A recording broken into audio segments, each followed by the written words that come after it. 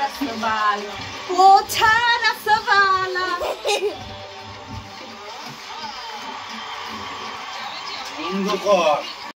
Hello বন্ধুরা, নমস্কার। তোমরা কেমন আছো? আশা করছি সবাই অনেক ভালো আছো। আমি আমার পরিবারের সবাই ভালো আছি।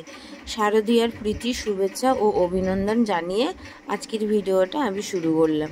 আর আমার আজকের ভিডিওটা হচ্ছে এই ঝুল ঝাড়া, মানে ঘর বাড়ি পরিষ্কার করা।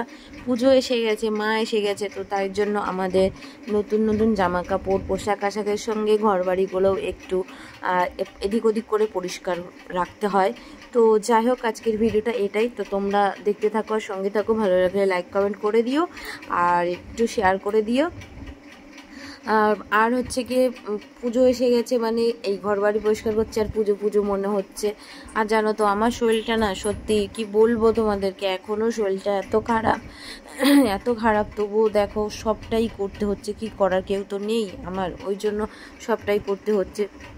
আর তোমাদেরকে তো ঠিকঠাক ভিডিও আমি দিতেই পারি না, তোমাদের সঙ্গে তো আমি ঠিকঠাক অ্যাক্টিভ থাকতেই পারছি না। মানে এমন অবস্থা, ভিডিও শ্যুট করার হলে লোক পাচ্ছি না, আবার ভিডিও শ্যুট করা হয়ে গেলে আমি আবার তখন ওই ভিডিওগুলো আমি যে এডিটিং করব সেই সময়টা পাচ্ছি না।